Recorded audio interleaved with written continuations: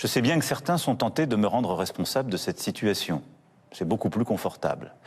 Mais si j'ai toujours assumé toutes mes responsabilités, je n'assumerai jamais l'irresponsabilité des autres.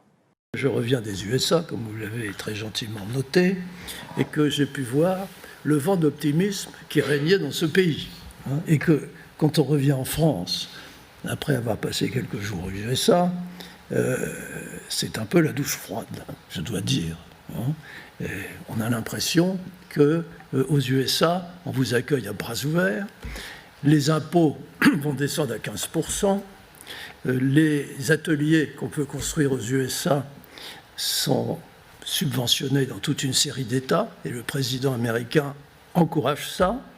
Le marché se développe très vite. Il n'y a qu'à prendre la nouvelle boutique que Pietro a ouverte à New York, qui est un succès incroyable.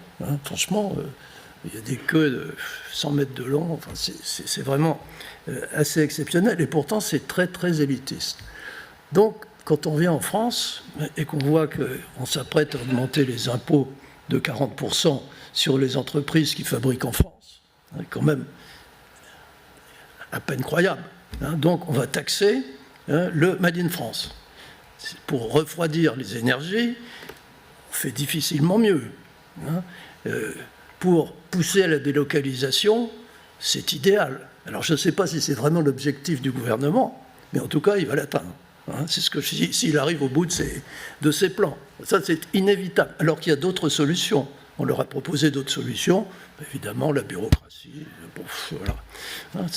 Pour ça, il faudrait faire comme aux États-Unis, nommer quelqu'un pour slasher un peu la bureaucratie. Mais dès qu'on essaye de faire ça, bon, là, on est poursuivi. C'est impossible.